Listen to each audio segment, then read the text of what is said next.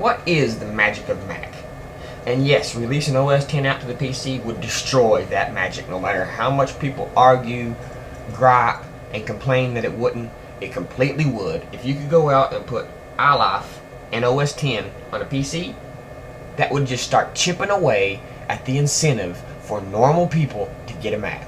Because I don't care what anybody says, most people think in economic terms, especially in this day and age. People can argue, well, Apple's still doing well, and they are. But if you compare the numbers of computers Apple's selling compared to the numbers of PCs that's selling, there's no comparison. Okay, only a unique set of people will buy Macs. People that actually care about their machines, and the same type of people that will buy a Mercedes-Benz. And there's another guy that buys a Ford Fiesta, and the guy that buys the Ford Fiesta, or let's just say something more powerful, the Corvette. The guy that buys the Corvette compared to the guy that buys the Rolls Royce. Okay, what type of people are these? The Corvette guy, you got the raw, no holds barred, power, shove it in your face, let's get it and go type of person, right? The Rolls Royce, more refined, more sophisticated, more educated, more elegant. So there's a difference in people, okay? And PC people are really more different than Mac people. And the PC people who find that they're more like Mac people end up getting a Mac eventually. But those people wouldn't transfer over to the Mac. They would just end up getting a PC. Now people say, well, the magic of the Mac is the hardware and the software. And I'm sorry, that's not enough. It's not enough. It's not enough. You throw OS 10, iLife, Final Cut Studio, Shake, you make all of them available and can run on the PC. Mac's beauty isn't enough. It's not enough. People think Apple is special enough to sell what it sells now on its good looks, on the Apple experience. And it's not. It's not.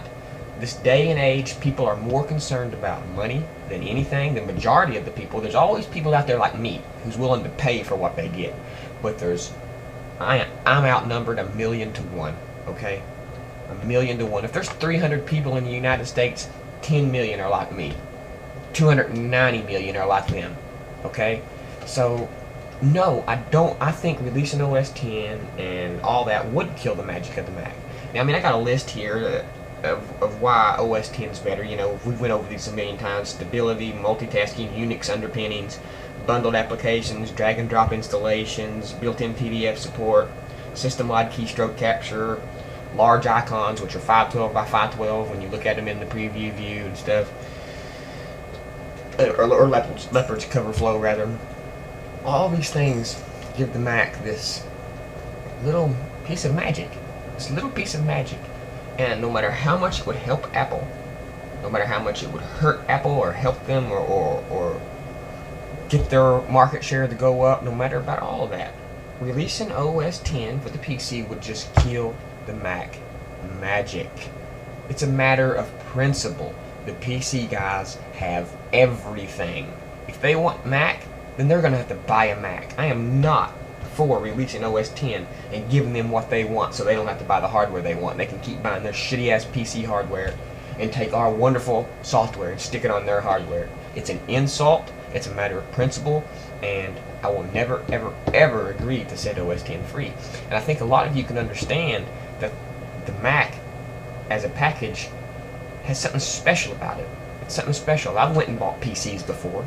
I bought PCs, several PCs, for family members, for myself when I was younger, and I never ever got that magic out of those PCs ever. When my Mac came in the mail, over the past however long I've been using Macs, every time I get my Macs, it seems like I'm excited like a kid on Christmas morning. But when I've bought PCs in the past, it seemed more like something I've just had to do. Let's just go out and hurry up and pick one, let's get one and get it home and get it hooked up. But with a Mac, it's not like that. And I am a firm believer that OS 10 and its software help make up a part of that magic. And if you give it to the PCs, a part of that magic will be gone. Okay? I don't care how well it would do. I don't care how good of an idea it is. OS 10 and iLife and all that is part of the Mac magic. And like I said, you take that away, you're just chipping away at that magic. Okay? And eventually the only thing you're going to have left is good build quality and a pretty case. So that's my take. The magic of Mac is special. It's hard to understand and it's hard to explain, but believe me, it's there, and the PCs don't have it. And if you start giving our stuff away to the PC guys, you're just going to chip away at our magic. So if you all want OS 10, if you want iLife, go out and get a Mac. If the only thing holding you back is money, then shame on you. Save up till you get enough. Because I value productivity more than I value a price on a machine. Okay? I'm more concerned about how good the machine is and how I'm going to get work done than I am worried about the price of the machine. If you're worried about the price of the machine, then you're on a totally different level than me. Because price is not a factor when it comes to my professional life and it comes to this. Okay? Now, I'm not going to go out and spend 20 grand on a computer because I have kids. But when it comes down to spending $1,000 or $3,000, I'll spend $3,000 to get the Mac. Okay? And people just don't understand that. But bottom line is, if you're more worried about price than build quality, then you need a PC. So, in recap, to quote Guy Kawasaki, let's talk about the magic of Mac. The Apple I changed the world. The Apple II changed the world. The Mac changed the world. The iPod changed the world. The iPhones changed the world. 5 or 6 things. You can't call that coincidence. He hit the nail right on the head when he said that. You cannot call that coincidence. And that is all part of the magic of Mac. The Zune is probably just as capable of playing your music back as the iPod. Okay? But there's just something about the iPod experience. The Apple experience bleeds through when you're using that iPod. And since the iPod almost has the market saturated, they're almost to the point of saturation to where they really don't have to worry about anybody else. 90-some% market share. And it didn't happen because they made some shady license agreements with the PCs. It didn't happen because they stole somebody else's technology. It didn't happen because they become license whores like Microsoft is and just whoring theirself out, their licenses out to anybody that'll have them.